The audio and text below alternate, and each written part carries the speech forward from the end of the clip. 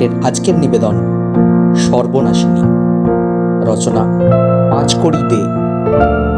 শুরু হচ্ছে সর্বনাশিনী।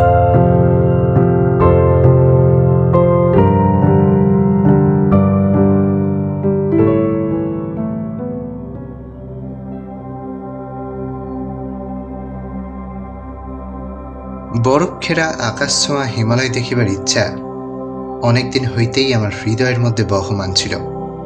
তাই সুযোগ যখন হইল, আমার প্রাণের বন্ধু প্রবোধকে সঙ্গে লইয়া একদিন দার্জিলিং রওনা হইলাম।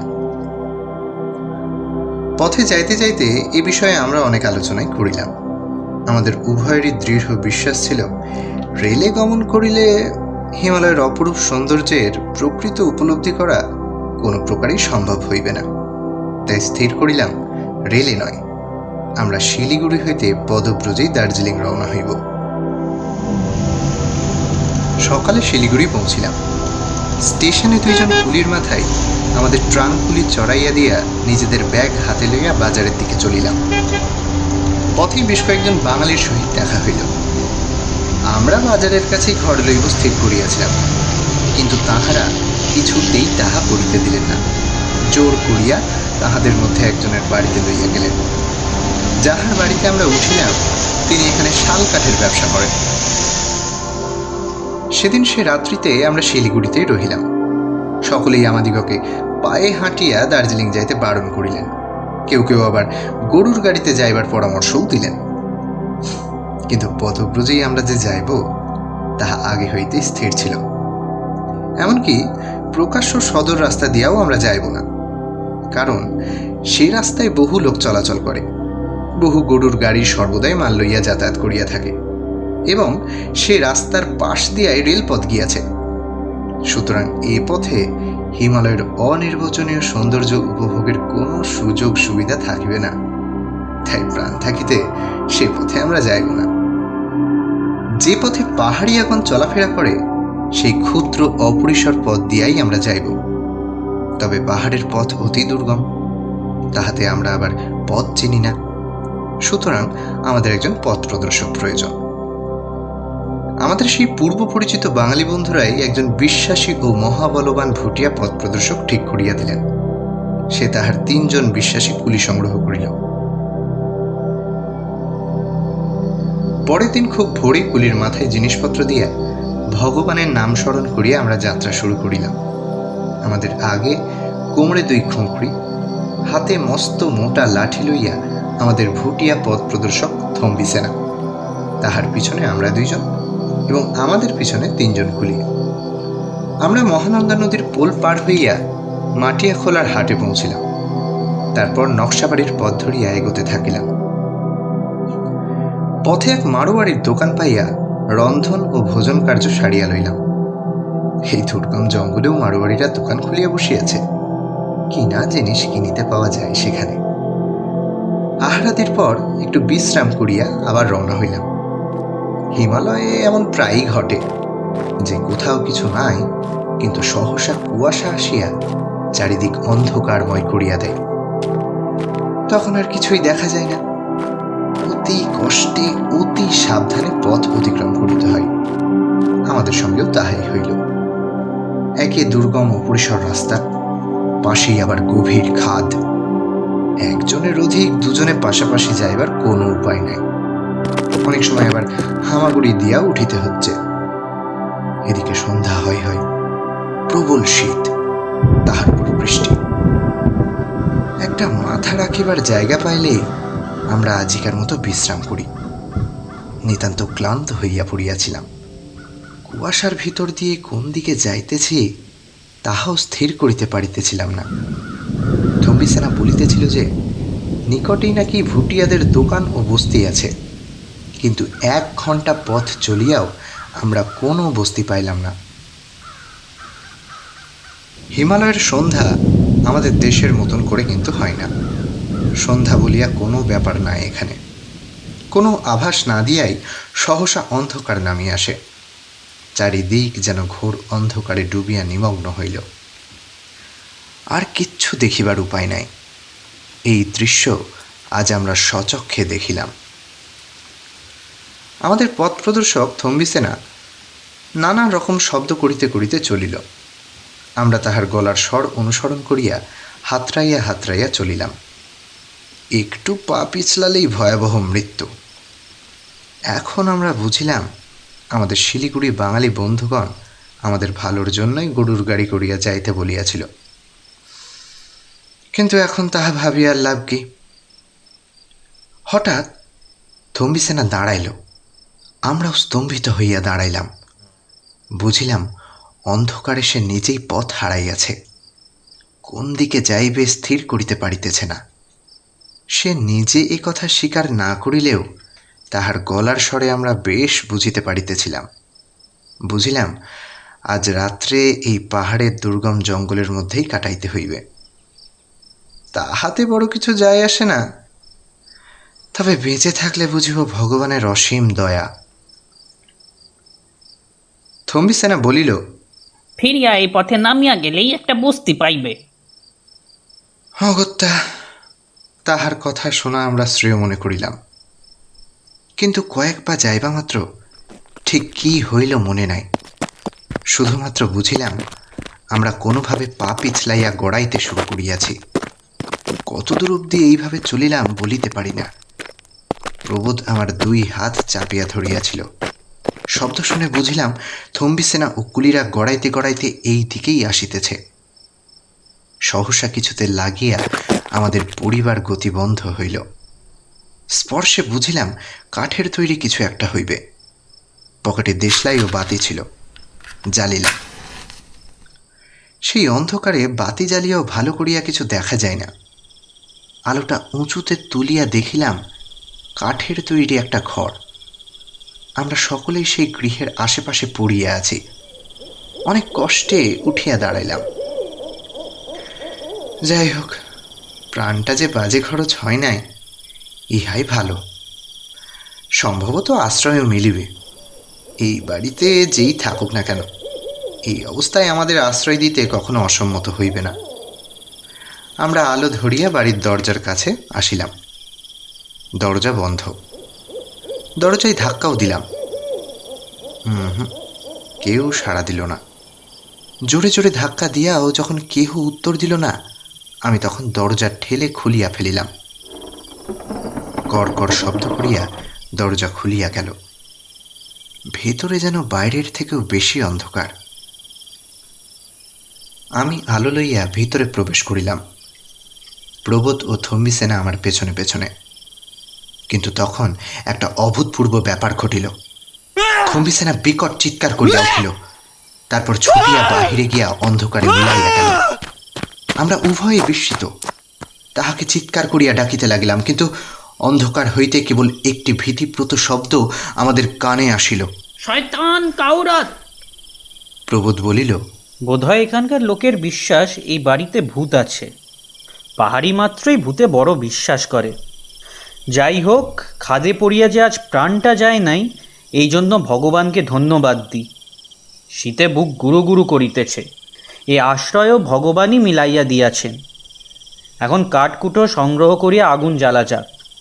আলো দেখিলে কুলি 2টা আর গুণবন্ত থম্বিসেনা প্রাণের দায় এখানে আবার ফিরিয়া আসিতে পথ পাইবে না। যাই হোক, খাদে পড়িয়া আজ যে প্রাণটা যায় নাই, এই জন্য ভগবানকে ধন্যবাদ দিই। শীতে বুক গুড়গুড় করিতেছে, এই আশ্রয়ও ভগবানই মিলাইয়া দিয়াছেন। এখন কাঠকুটো সংগ্রহ করিয়া আলো জ্বালা যাক।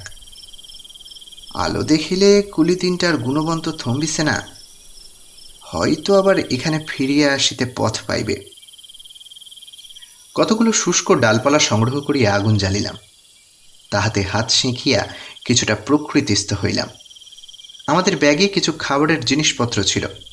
প্রবোধ তাহাই বাহির করিয়া গোগ্রাসে খাইতে লাগিল। আমি বলিলাম, আগে ঘরটা একটু ভালো করিয়া দেখা যাক। প্রবোধ বলিল, আগে প্রাণে বাঁচলে তো আর সব, ক্ষুধায় প্রাণ যায় যায়। এই পাহাড়ে শীতে আর এই পাহাড়ের রাস্তায় যেন ক্ষুধা 1000 গুণ বাড়িয়া উঠে। অগত্যা আমরা দুজনে সেই আগুনের পাশে বসিয়া আহার করিয়া লইলাম। আহার শেষ হইলে উভয়ে বাতি লইয়া ঘরটি ভালো করিয়া দেখিতে চলিলাম। একটি ঘর নহে, পাশাপাশি দুইটি ঘর। ঘরের মধ্যে নানাবিধ বাসনপত্র পড়িয়া আছে। দেখিলেই বোঝা যায় শেষে যাহারা এই বাড়িতে ছিল তাহারা যে কারণেই হোক হঠাৎ এখান হইতে চলিয়া গিয়াছে। তাহাদের অনেক জিনিসপত্র পড়িয়া আছে, লইয়া যাইবার সময় পায় নাই। তাড়াতাড়ি যে চলিয়া গিয়াছে এই ঘরের অবস্থা দেখিলে সে বিষয়ে কোনো সন্দেহ থাকে না। একটা বাক্সও ঘরের কোণে পড়িয়া আছে। দেখিলাম ডালাটা খোলা। তুলিয়া দেখি তাহার ভিতর অনেকগুলি নানা তারিখের বাংলা চিঠি রহিয়াছে। এই দুর্গম স্থানে এমন নির্জন বাড়িতে তাহলে পূর্বে কোনো বাঙালি বাস করিত? কে সে? এত স্থান থাকিতে এখানে আসিয়াছিল কেন? দারুণ কৌতূহলের বশবর্তী হইয়া আমরা বাতিটি সেই বাক্সের উপর রাখিয়া চিঠিগুলি একে একে পাঠ করিতে লাগিলাম। যখন সর্বশেষ চিঠিখানি পড়া শেষ হইল তখন নিচ থেকে সেই অন্ধকার ভেদ করিয়া এক হৃদয় বিদারক আর্তনাদ সমস্ত রাত্রি সেই ভয়াবহ শব্দ আমাদের কানে আসিতে লাগিল। ইহা আমাদের বিকৃত মস্তিষ্কের কল্পনা না কোনো মানুষের আর্তনাদ, তাহা কেবল ভগবান বলিতে পারেন। আমরা শুধু এইটুকু বলিতে পারি যে আমরা সমস্ত রাত্রি সেই ঘরের মধ্যে জাগিয়া বসিয়াছিলাম। ভয়ে চোখ বন্ধ করিবার সাহস হয় নাই। যে সকল চিঠি আমরা পাঠ করিলাম তাহার প্রথমখানি এই: প্রিয় সুরেশ, কলিকাতার সেই শোরগোল অশান্তির মধ্যে থেকে পালিয়ে এসে এই নির্জন পাহাড়ে আমি যে কি শান্তি অনুভব করিতেছি তাহা বুঝাইতে পারিব না। আর লোকালয়ে থাকিব না। লোকালয়ে থাকিলে আরাম বিশ্রাম কিছুই পাইব না। তাই এই দুর্গম স্থানে আশ্রয় লইয়াছি। আমার মাথা আগে যেরূপ উত্তপ্ত হইয়া থাকিত তাহা আর নাই। এখন বেশ শান্ত মনে চিন্তা করিতে পারি। আর এই স্থানের মতো চিন্তা ভাবনা করিবার সুযোগ আর কোথায়? আমার এই বাড়ি পর্বতের ঠিক মাঝখানে। পিছনে স্তরে স্তরে পর্বত শ্রেণী আকাশ ভেদ করিয়া উঠিয়া গিয়াছে। সামনেই একটা বড় খাদ, তাহার অনেক নিচে একটা নদী সাদা সুতোর মতো দেখিতে পাওয়া যায়। এই বাড়িতে দুটো মাত্র ঘর, কতকগুলি শালকাঠ জুড়িয়া দেওয়াল নির্মিত হইয়াছে। ঘরের চালও ওই শালকাঠের। এখানে শালকাঠের অভাব নাই, চারিদিকেই শালকাঠের গাছ, ইচ্ছা মতো কাটিয়া নিলেই হইল। অনেক চেষ্টা করিয়াও চাকর বাকর পাই নাই। প্রায় 2 ক্রোশ দূরে একটা ভুটিয়া বস্তি আছে, সেখানে সপ্তাহে একদিন হাট হয়। হাটের দিন সকালে রওনা হইয়া দরকার মতো জিনিসপত্র নিয়ে সন্ধ্যার সময় ফিরি। সময় কাটাইবার জন্য একখানা খুব বড় উপন্যাস লিখিতেছি। বোধহয় তাহাতেই আমি বিখ্যাত হইয়া যাইব। আমি একজন লোক পাইয়াছি, কিন্তু রাত্রে সে কিছুতেই এই বাড়িতে থাকিতে চায় না। দিনেই সব কাজকর্ম সারিয়া সে চলিয়া যায়। তাই আমার স্ত্রীকে আর পূর্বের ন্যায় খাটিতে হইতেছে না। আসলে এই দুর্গম স্থানে থাকিতে সে প্রথমে সম্পূর্ণ নারাজ হইয়াছিল, কিন্তু সে এখানে না থাকিলে আমার রোগ আর সারিবে না, এই কথা বলিতেই বেচারি রাজি হইয়াছে। রাত্রে সে পাশের ঘরে ঘুমাইতে যায়। আমি সামনের ঘরে বসিয়া অনেক রাত্রি পর্যন্ত উপন্যাসখানা লিখি। তোমার মনমথ। প্রথম চিঠি শেষ করিয়া দ্বিতীয় চিঠি খুলিলাম। এই চিঠিতে সেই উপন্যাসের কথা এবং সেই উপন্যাসের প্রশংসার ভাগই বেশি। এবার তৃতীয় চিঠির পালা। প্রিয় সুরেশ, তোমাকে 2খানা চিঠি লিখিয়াছি। এইখানা নিয়ে 3খানা হইবে, কিন্তু কোনোটাই পোস্ট করিতে পারি নাই। আসলে পোস্ট অফিস প্রায় 10 ক্রোশ দূরে। কোনো লোকও পাই নাই যে পোস্ট করিতে পারে, কারণ এই বাড়ির আশেপাশে কেহ আসিতে চায় না। বেশি পয়সা দিলেও না। ইহার কারণ আগে জানিতে পারি নাই ঠিকই, কিন্তু একদিন এক বৃদ্ধকে জিজ্ঞাসা করায় তিনি আমাকে রহস্যের বর্ণনা করিলেন। ব্যাপারটা এরকম: সৌহ বলিয়া একজন ভুটিয়া কবি এই বাড়িটি নির্মাণ করেন। নির্জনে বসবাস করিবার ইচ্ছা ছিল বলিয়াই এই রকম দুর্গম স্থানে তিনি বাড়িটি বানান। এখানে তিনি নিজের সুন্দরী যুবতী স্ত্রীকে লইয়া বাস করিতেন। সুখেই তাহাদের দিন কাটিতেছিল, কিন্তু এমনই ভাগ্যের পরিহাস, কয়েকদিনের মধ্যেই সেখানকার এক ভুটিয়া যুবতী সেই নিভৃত নিবাসী কবির প্রেমে পড়িল। আমি পূর্বেই বলিয়াছি যে এই বাড়িতে দুটো মাত্র ঘর। যখন গভীর রাত্রে পাশের ঘরে সোহর স্ত্রী নিদ্রা যাইত, তখন সেই যুবতী আসিয়া সোহর পাশে বসিত, মৃদুমন্দ কণ্ঠে গল্প করিত, প্রেমের গল্প। একদিন রাত্রে সোহর স্ত্রী সমস্তই জানিতে পারিল, কিন্তু কোনো কথা কহিল না। সেই সুন্দরী যুবতীকে এই বাড়িতে আসিতে হইলে একটা কাঠের সাঁকো পার হইয়া আসিতে হইত। এই সাঁকোর প্রায় 500 হাত নিচে একটা ঝর্ণা, প্রবল স্রোত ছিল সেই ঝর্ণার। ভুটিয়ারা ইহাকে পাগলা ছোড়া নাম দিয়াছিল। রোজ রাত্রে সেই যুবতী এই সাঁকো দিয়াই যাতায়াত করিত। একদিন সোহ বাড়িতে না থাকায় তাহার স্ত্রী সেই সাঁকোর একটা দিক কাটিয়া রাখিয়া আসিল।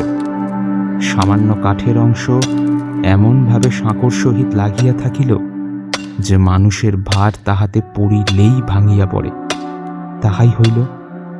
সেই রাত্রে সোহ তাহার প্রেমিকার জন্য অপেক্ষা করিতেছে, এমন সময় হঠাৎ তাহার কানে এক মর্মভেদী আর্তনাদ প্রবেশ করিল। তাহার পরই প্রকাণ্ড কাঠ ও পাথর পড়িবার শব্দ। তাহার প্রেমিকা 500 হাত নিচে পাগলা ছোড়ায় বিসর্জিত হইয়া গেল। কে এই কাজ করিয়াছে তাহা সোহ ভালোই বুঝিল। এরপর সোহ তাহার স্ত্রীকে গলা টিপিয়া মারিতে চেষ্টা করে, কিন্তু ভুটিয়া মেয়েদের শরীরে অসীম শক্তি। তাহার স্ত্রীও তাহাকে টানিতে টানিতে খাদের নিকট লইয়া আসে, তথাপি সোহ তাহার স্ত্রীর গলা হইতে হাত সরায় নাই। তাহার স্ত্রীর চোখ কপালে উঠিল, জিভ বাহির হইয়া পড়িল, তবুও সে তাহার স্বামীকে ছাড়িল না। অবশেষে দুজনেই খাদে পড়িয়া চূর্ণ বিচূর্ণ হইল। তারপর থেকে সোহর প্রেমিকা প্রেত হইয়া এই বাড়িতে আসে। ভিতরে আলো দেখিলে দরজায় ধাক্কা দেয়, তাহাকে ভিতরে প্রবেশ করিতে দেবে না এমন সাধ্য কাহারও নাই। অনেকেই বাড়িতে বাস করিতে আসিয়াছে, কিন্তু এ বাড়িতে যাহারা থাকিয়াছে তাহাদেরই মৃত্যু হইয়াছে। এই জন্যই কেহ সাহস করিয়া এই বাড়িতে আসে না। আমার জিনিসপত্র হাট হইতে আমাকেই আনিতে হয়, তাই এখনো পর্যন্ত চিঠিগুলো পোস্ট করিতে পারি নাই। তোমার মন মতো।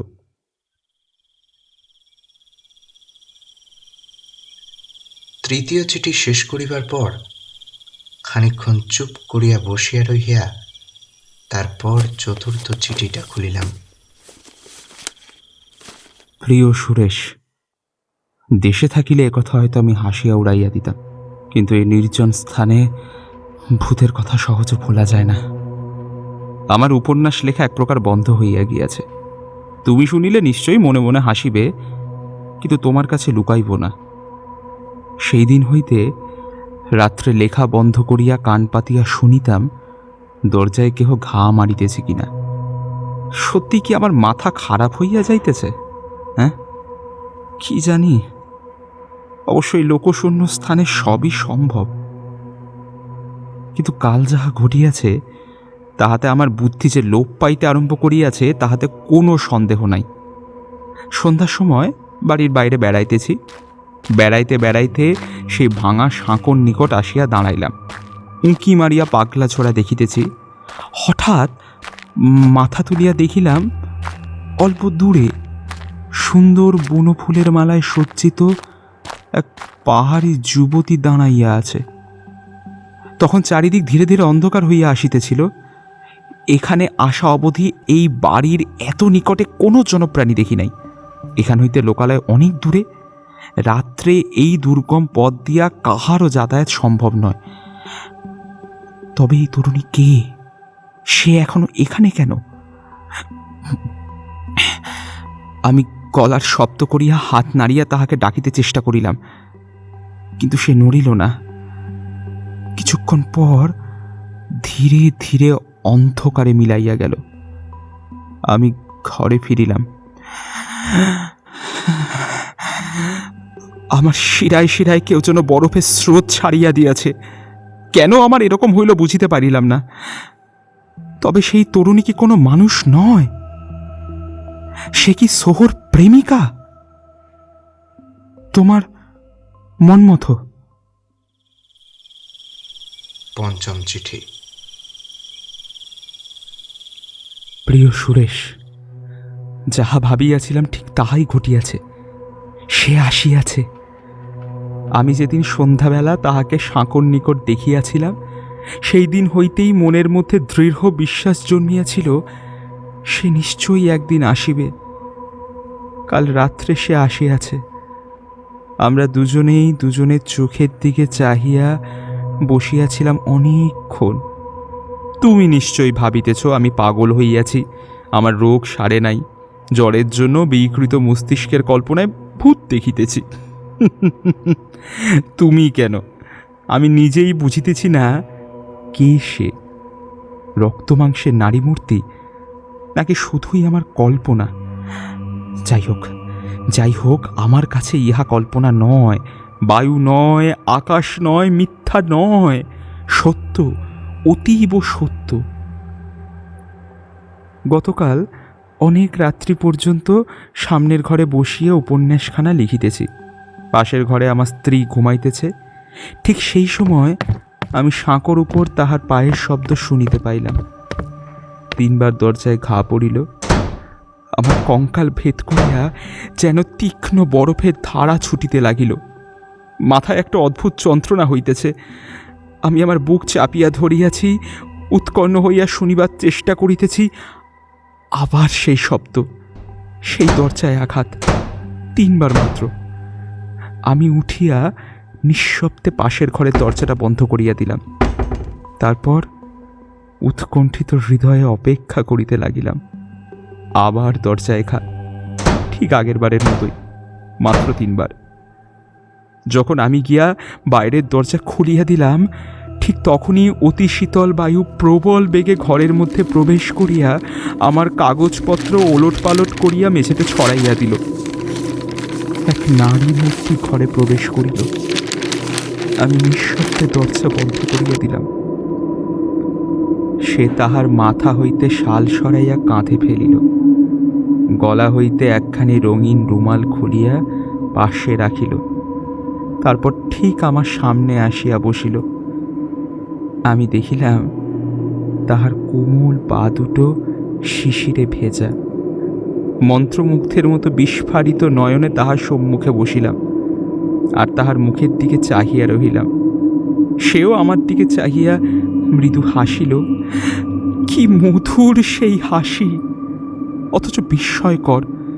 ধূর্ততা, শঠতা যেন সেই হাসিতে মাখা। সেই হাসিতে আমি আত্মহারা হইলাম। আমার ভালো মন্দ জ্ঞান লোপ পাইল। আমি এখন তাহাকে সর্বস্ব দিতে প্রস্তুত, সর্বত্যাগী হইতে প্রস্তুত। কিন্তু সে কথা কহিল না, নড়িলও না।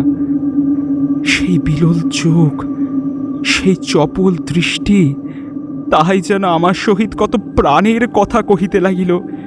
সে যে কি আনন্দ, কি সুখ, সে যে কি, তা বলিবার ক্ষমতা আমার আর নাই। কতক্ষণ যে আমি এইভাবে বসিয়াছিলাম জানি না। হঠাৎ সে কান পাতিয়া কি যেন শুনিল। পাশের ঘর হইতে এক মৃদু শব্দ কানে আসিতে লাগিল। তৎক্ষণাৎ সে তাহার শালটি মাথায় তুলিয়া দিয়া উঠিয়া দাঁড়াইল। তারপর দরজা খুলিয়া অতি দ্রুত পদে ঘর হইতে বাহির হইয়া গেল। যাইবার সময় দরজা বন্ধ করিয়াও দিল। আমি ভিতরের ঘরে শিকল খুলিয়া কান পাতিয়া শুনিলাম, কোনো শব্দ নাই। তারপর বোধহয় আমি সেইখানেই ঘুমাইয়া পড়িয়াছিলাম। পরদিন সকালে ঘুম ভাঙ্গিবা মাত্র মনে পড়িল যে সেই যুবতী রাত্রে তাহার রুমালখানি লইয়া যাইতে ভুলিয়া গিয়াছে। সে যেখানে বসিয়াছিল তাহার চলিয়া যাইবার পরও আমি সেখানে রুমালখানি দেখিয়াছিলাম। সেটা আর লুকাইয়া রাখিব বলিয়া সেই দিকে চাহিয়া দেখি সেখানে রুমালটা নাই। আমার স্ত্রী ঝাঁট দিয়া ঘর পরিষ্কার করিতেছে, আমার চায়ের জল গরম করিতেছে। সে আমার দিকে 2-1 বার চাহিল। আমি তাহাকে এমন করিয়া তাকাইতে আর কখনো দেখি নাই। কিন্তু সে কোনো কথা কহিল না, রুমালের কথাও না। আমার আমার মনে হইল গতকাল রাত্রের ঘটনা স্বপ্ন মাত্র। হ্যাঁ, স্বপ্ন মাত্র। কিন্তু সন্ধ্যাবেলা আমি দূর হইতে লক্ষ্য করিলাম আমার স্ত্রী সেই রুমালখানি লইয়া ভালো করিয়া দেখিতেছে। আমাকে সে দেখিতে পাইল না, কিন্তু আমি স্পষ্ট লক্ষ্য করিলাম সে বেশ মনোযোগ দিয়া রুমালখানি দেখিতেছে। আমি কতবার ভাবিতে চেষ্টা করিলাম যে গতকাল রাত্রে আসা স্ত্রীলোক সত্যই কি কোনো স্ত্রীলোক, প্রেতাত্মা নয়। কিন্তু মানুষ তো মানুষকে চিনিতে পারে। কাল রাত্রে যে স্ত্রীলোক আসিয়াছিল সে যে কোনো রক্ত মাংসের মানুষ নয়, ইহা আমি মনে মনে বেশ বুঝিয়াছিলাম। এখান হইতে 2 ক্রোশের মধ্যে কোনো লোকালয় নাই। দিনের বেলায় এই পার্বত্য পথে চলাফেরা করা বিপজ্জনক, তার উপরে শীতের রাত, দুর্গম রাস্তা, কোনো স্ত্রীলোকের পক্ষে এখানে আসা অসম্ভব ব্যাপার। তাছাড়া কোনো স্ত্রীলোকের উপস্থিতিতে শিরায় শিরায় অস্থিমজ্জায় তুষার স্রোত প্রবাহিত হয়। যাই হোক, সে যদি আর একবার আসে তাহলে তাহার সহিত একটু কথা বলিব, হাত বাড়াইয়া তাহাকে ধরিব, তাহলেই দেখিতে পারিব সে রক্ত মাংসের জীব নাকি ছায়া মাত্র। তোমার মন মতো।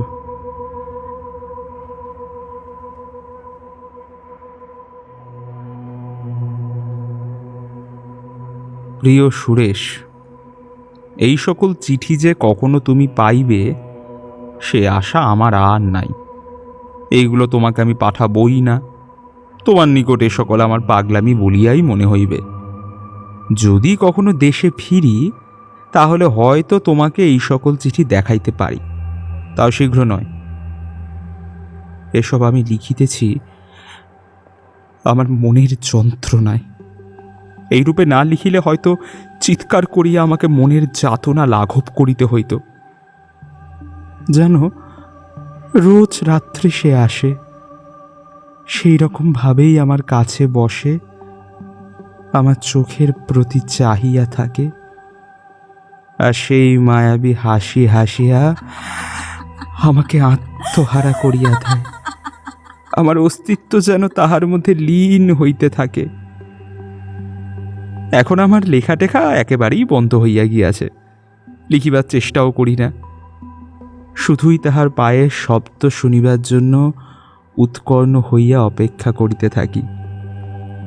সাঁকোর উপর দিয়া, ঘাসের উপর দিয়া, আর দরজায় আঘাত করিবার শব্দ, ঠিক 3 বার। কিন্তু সে আসিলে আমি আর কথাই কহিতে পারি না। রোজ ভাবি যে আজ সে আসিলে আমি কথা কহিবই, কিন্তু সে আসিবা মাত্র সব ভুলিয়া যাই। আমার অস্তিত্ব সম্পূর্ণরূপে নষ্ট হইয়া আসে। গতকাল রাত্রে আমরা 2 জনে যখন বসিয়াছিলাম, হঠাৎ আমার চোখ গেল পাশের ঘরের জানালার দিকে। মনে হইল কেউ যেন জানালা হইতে মুখ সরাইয়া লইল, আর এদিকে সে তাহার মাথায় শাল টানিয়া চোখের নিমেষে ঘর হইতে বাহির হইয়া গেল। আমি আলো লইয়া পাশের ঘরে গিয়া দেখিলাম আমার স্ত্রী ঘুমাইয়া আছে। তোমার মন মতো। 6ষ্ঠ চিঠি পড়া শেষ হবার পর এবার 7ম চিঠির পালা।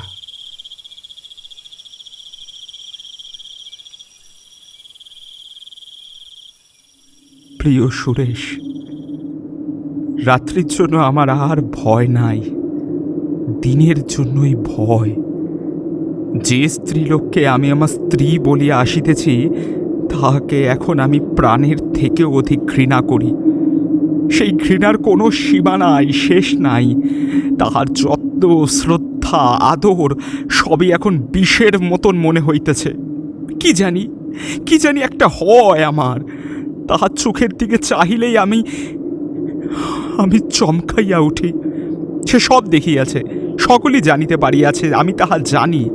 অথচ সে আমাকে এখনও ভালোবাসে, পূর্বের মতোই যত্ন করে, ভক্তি টক্তিও করে পূর্বের মতোই। তবু আমার খালি মনে হয় সবই জাল, সবই মিথ্যা, সবই ছলনা। আমি জানি সে সবই জানে। তাহলে কেন এই ভীষণ প্রতিহিংসার আয়োজন করিতেছে? তোমার মন মতো।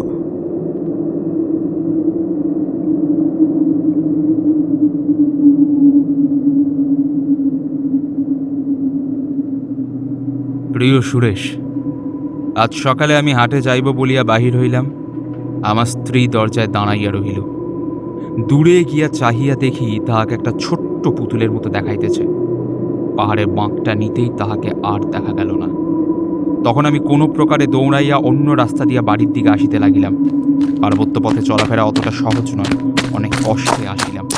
একটা বড় পাথরের পিছনে লুকাইয়া দূর হইতে আমার বাড়ির প্রতি নজর রাখিলাম।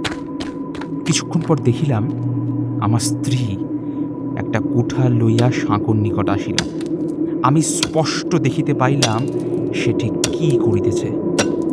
কিছুক্ষণ পর সে উঠিয়া দাঁড়াইল। সেই দূর হইতেও আমি তাহার মুখের হাসি লক্ষ্য করিলাম। সেই হাসির ভিতর প্রতিহিংসার আগুন যেন ধকধক করিয়া জ্বলিতেছে। সে বাড়ির ভিতর ঢুকিয়া গেলে আমি আবার হাটের দিকে চলিলাম।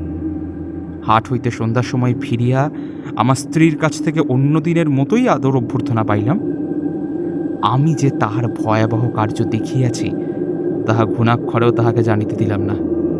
সে ভাবিয়াছে কোনো স্ত্রীলোক রাত্রে সাঁকো পার হইয়া আমার সহিত প্রেমালাপ করিতে আসে, তাই সে সাঁকো কাটিয়া রাখিয়া আসিয়াছে। আজ সেই নারী আসিলে অতল খাদে পড়িয়া যাইবে। আমি কিচ্ছু বলিলাম না, কিচ্ছু না। ইহাতেই আজ প্রমাণ হইবে রোজ রাত্রে যে আসে সে মানুষ না প্রেতাত্মা। কিন্তু কিন্তু যদি রক্ত মাংসের মানুষ হয়, হ্যাঁ, যদি সে সত্যি রক্ত মাংসের মানুষ হইয়া থাকে, না না না না না না না, ভাবিয়াই আমি শিহরিয়া উঠিলাম। কিন্তু যদি সে প্রেতাত্মাই হইবে, তাহলে আমি তাহার পায়ের শব্দ শুনিতে পাই কেন? যদি সে প্রেতাত্মাই হয়, তাহলে ভাঙা সাঁকোতে তাহার কোনো অনিষ্ট ঘটিবে না। কোনো অনিষ্ট ঘটিবে না। বেশ হবে, বেশ বেশ বেশ হবে। আমার স্ত্রী আচ্ছা জব্দ হইবে তখন। আচ্ছা জব্দ হইবে। রাত্রি হইয়াছে। অন্যদিনের মতোই আমার স্ত্রী পাশের ঘরে ঘুমাইতেছে। আমি এক মনে কান খাড়া করিয়া তাহার প্রতীক্ষা করিতেছি। যদি সে প্রেতাত্মা হয়, তবে পূর্বের মতোই আমার কাছে আসিবে। আর যদি কোনো স্ত্রীলোক হয়, তাহলে সাঁকো থেকে পড়িবার সময় আমি নিশ্চয়ই তাহার আর্তনাদ শুনিতে পাইব। হঠাৎ হঠাৎ এ প্রেতাত্মার বিদ্রুপ! আমি শুনিয়াছি সেই হৃদয় ভেদী আকাশ ভেদী আর্তনাদ আমি শুনিয়াছি। আকাশ পাতাল কাঁপাইয়া অন্ধকার ভেদ করিয়া ভয়ানক আর্তনাদ উত্থিত হইল সাঁকোর নিকট হইতে। পর্বতের চূড়ায় চূড়ায় লাগিয়া সেই শব্দের হাজারো প্রতিধ্বনি তৈরি হইতেছে। সেই আর্তনাদের কোনো বর্ণনা নাই। সেই আর্তনাদ আমার কানে প্রবেশ করিয়া শিরায় শিরায় রক্তের সহিত মিলিয়া যাইতেছে। আমি ছুটিয়া সাঁকোর নিকট আসিলাম। শুয়ে পড়ে হাত বাড়াইয়া দেখিলাম সাঁকোটা আর নাই। নিচে গভীর খাদ, ঘোর অন্ধকার, কিচ্ছু দেখিবার উপায় নাই। প্রবল বেগে বাতাস বহিতেছে। আমি চিৎকার করিয়া ডাকিলাম। সে প্রবল বাতাসে আমার চিৎকারের প্রতিধ্বনি পিশাচের হাসির মতো ফিরিয়া আসিল। আমি বুঝিয়াছি এতদিন ধরিয়া যে উন্মত্ততা আমাকে ধীরে ধীরে অত্যন্ত কঠিনভাবে আঁকড়াইয়া ধরিয়াছে, সেখান থেকে ফিরিবার আর কোনো উপায় নাই। বৃথা চেষ্টা, বৃথা বৃথা বৃথা, সব চেষ্টা বৃথা। আমি কতবার মনে মনে বলিতেছি, এ আমার অসুস্থ শরীরের বিকৃত মস্তিষ্কের কল্পনা মাত্র। কিন্তু না, না না না না না না, ওই আর্তনাদ, ওই মর্মভেদী আর্তনাদ মিথ্যে নয়, মিথ্যে নয়, মিথ্যে নয়, মিথ্যে নয়, সত্যি সত্যি, অতীব সত্যি। সারাক্ষণ আমার মাথায় কে যেন ভারী লোহার হাতুড়ি দিয়া নির্দয়ভাবে আঘাত করিতেছে। আমি বুঝিয়াছি সে আর আমার কাছে আসিবে না, আসিবে না, আর আমার কাছে সে আসিবে না। এই শেষ। তোমার মন মতো।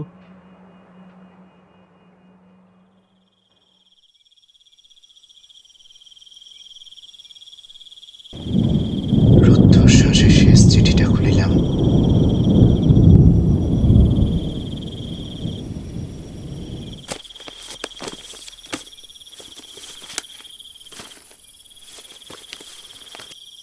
প্রিয় সুরেশ, আমি একটা বড় খামে সমস্ত চিঠিগুলি রাখিয়া তোমার ঠিকানা লিখিয়া যাইব। যদি কখনো কেহ এখানে আসে, তাহলে সে হয়তো তোমাকে চিঠিগুলো পাঠাইয়া দিতে পারে। আমার লেখাপড়া বন্ধ হইয়া গিয়াছে। আমরা মানে আমি আর আমার স্ত্রী, মানে তোমাকে বোঝাইবার জন্য যাহাকে এখন আমার স্ত্রী বলিতে হইতেছে, আমরা দুজনেই মুখোমুখি বসিয়া থাকি এখন। কেউ কোনো কথা বলি না। এ এক অতি আশ্চর্য পরিবর্তন। যখন কথা বলি তখন এইরূপভাবে কথা বলি যেন আমাদের এই প্রথম দেখা হইয়াছে। যে দু একটা কথা বলি তাহাও আমাদের পরস্পরের মনের ভাব গোপন করিবার জন্য। আমাদের দুজনের আর কেহই আর আগের মতো নাই। আমি সর্বদাই তাহার মুখে বিদ্রুপের হাসি দেখিতে পাই।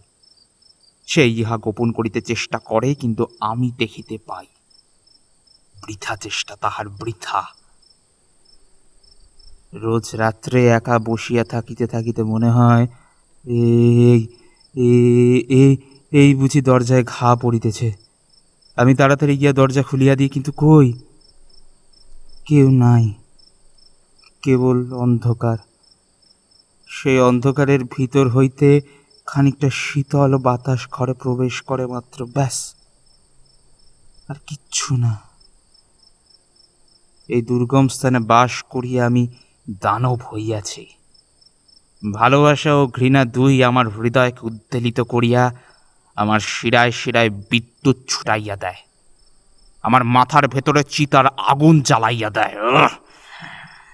আমার লেখাপড়া, শিক্ষা, সদ্গুণ সব এই পাহাড়ের বাতাসে যেন আমার হৃদয় হইতে উড়িয়া গিয়াছে। আমি একটা হিংস্র পশুতে পরিণত হয়েছি, হিংস্র পশু। কবে কবে কবে আমি এই স্ত্রী লোকের, যে এক সময় আমার স্ত্রী ছিল, তাহার কোমল সুন্দর গলাটা আমার রোগশীর্ণ কঙ্কাল সারা আঙুল দিয়া টিপিয়া ধরিব? কবে কবে তাহার চোখ বন্ধ হইয়া আসিবে, আমি আরো জোরে জোরে তাহার গলা টিপিতে থাকিব, আরো জোরে, আরো জোরে, আরো জোরে, আরো জোরে। তাহার ঠোঁট উন্মুক্ত হইবে, তাহার জিভটা বাহির হইয়া আসিবে, বাহির হইয়া আসিবে। বিলম্ব নাই, বিলম্ব নাই, আর বিলম্ব নাই।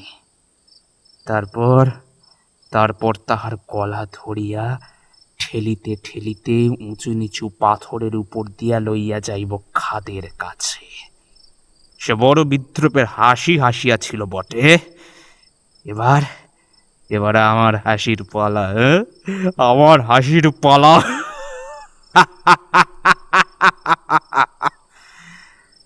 আমি জোর করিয়া ধীরে ধীরে তাহাকে ঠেলিয়া লইয়া যাইব, ধীরে ধীরে, আদর করে। যখন তাহার শরীরটা খাদের দিকে হেলিয়া পড়িবে, তখন নিচু হইয়া আমি তাহার ঠোঁটে ঠোঁট রাখিব, আদর করিব। তারপর নিচে নিচে নিচে, আরো নিচে, কুয়াশার মধ্য দিয়া লতাপাতা ভেদ করিয়া, পশু পক্ষীকে স্তম্ভিত করিয়া, আরো নিচে, আরো নিচে, গভীর খাদে দুইজনে একসঙ্গে যাইতে থাকিব, যাইতেই থাকিব, যতক্ষণ না তাহার সহিত মিলিত হই। এ চিঠি অসম্পূর্ণ। ইহাই শেষ চিঠি। এই ভয়াবহ চিঠিগুলি পাঠ করিয়া আমি প্রবোধের মুখের দিকে চাহিলাম। সেও আমার মুখের দিকে চাহিল। আমি তাহার মুখে যে ভাব দেখিলাম, সে বোধ হয় আমার মুখেও তাহাই দেখিল। আমি দেখিলাম প্রবোধের মুখ ভয়ে সাদা হইয়া গিয়াছে। আমরা উভয়ে কেহ কাহার সহিত আর কথা কহিতে সাহস করিলাম না। উভয়েরই হৃদয় সবলে স্পন্দিত হইতেছিল। সংসারে এই ভয়াবহ ব্যাপার যে ঘটিতে পারে তাহা আমাদের বিশ্বাস ছিল না।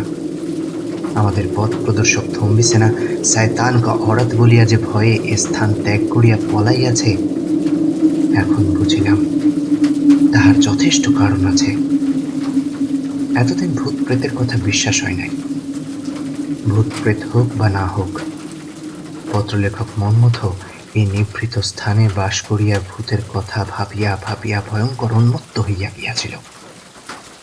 সেই উন্মত্ততাই হতভাগ্য আপন স্ত্রীকে অত্যন্ত নিষ্ঠুরভাবে হত্যা করিয়াছে, নিজেও মরিয়াছে। তাহারই প্রমাণ এই সকল চিঠি। ভোর হতে না হতেই আমরা সেই স্থান হইতে পলাইলাম। আর সেখানে 1 মিনিটও থাকা যায় না। বস্তিতে আসিয়া আমরা থম্বিসেনা ও কুলিদিগকে পাইলাম। আমরা যে সেই বাড়িতে রাত্রি যাপন করিয়া এখনো জীবিত আছি, ইহা দেখিয়া তারা বিস্মিত হইয়া আমাদের মুখের দিকে চাহিয়া রহিল। আমরা দার্জিলিংয়ে পৌঁছিয়া চিঠিগুলি কমিশনার সাহেবকে দিলাম। শুনিয়াছি তাহার আদেশে এই ভয়াবহ কুটিরটা একদিন আগুনে পুড়াইয়া দেওয়া হইয়াছে।